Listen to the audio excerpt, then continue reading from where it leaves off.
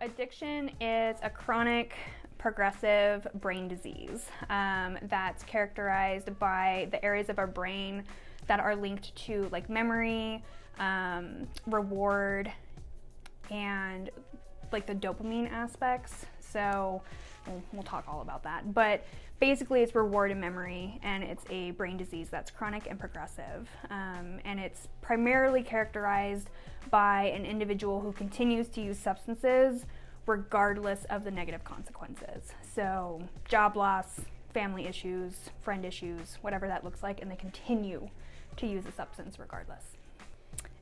Everybody knows about dopamine, right? So dopamine is a neurotransmitter in the brain that is connected with reward and pleasure.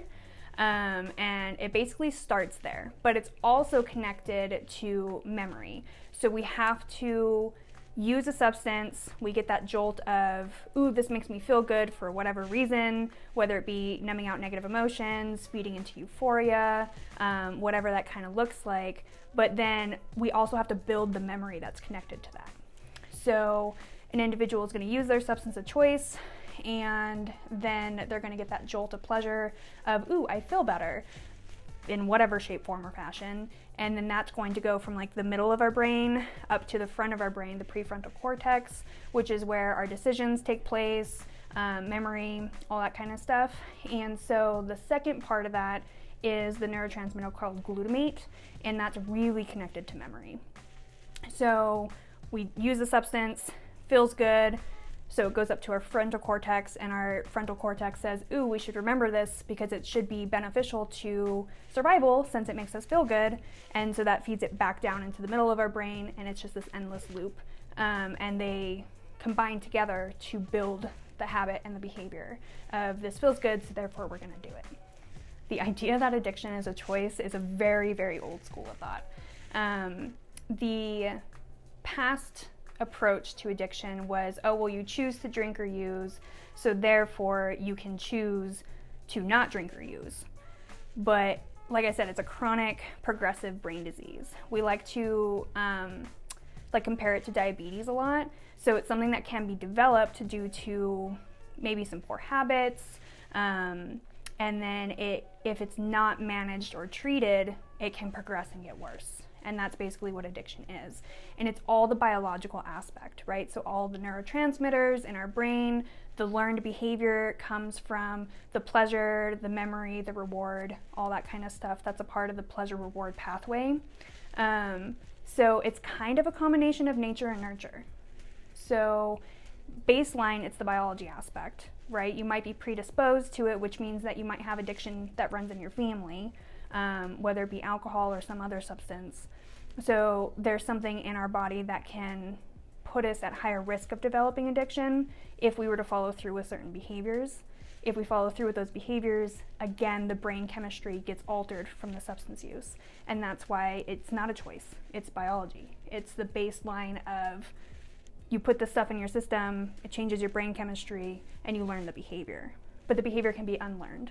And it's really important to remember that addiction's not a character flaw, and it's not a moral failing.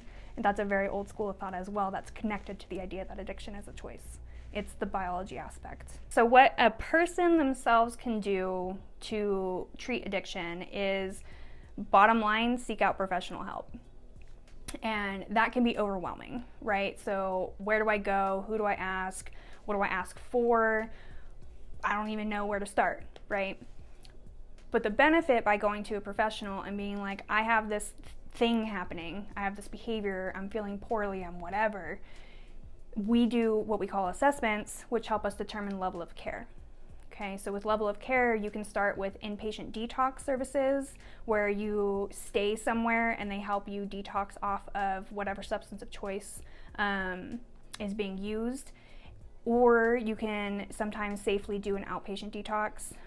There's groups. Intensive outpatient is one of the things that we do here. It's tremendous. Like, you find all of the foundational tools, skills, coping mechanisms, like all that good stuff. And you get all of that presented to you by a professional.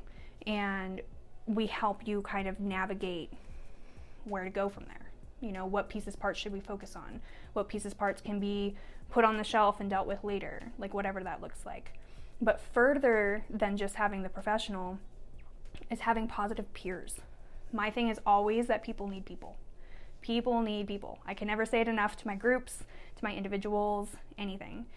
We need to find people that are going to be positive for us, that are going to help us foster the ideal self that we want to be, and kind of figuring out like who's an ally and who's an enemy in our journey. Recovery is a journey. It's a lifelong journey, and we need to know who's in our corner and who's not. And so that would be like the starting point. Reach out to professional help and get the ball rolling, and find in those groups and in those locations positive peers. Go to mutual help groups, self-help groups. That could be 12-step, that could be Smart Recovery, Addicts to Athletes, whatever is a good fit for you. There's bunches of avenues for personal mutual help. For the family and the friends, my biggest thing for that is always education.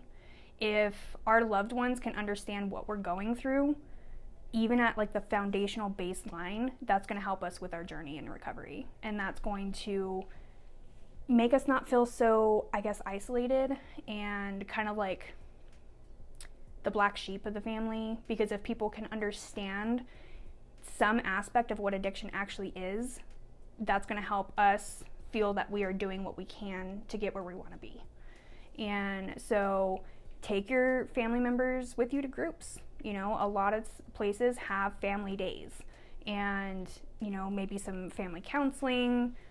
And family members themselves can also go to mutual help groups. There are mutual help groups specific to family members.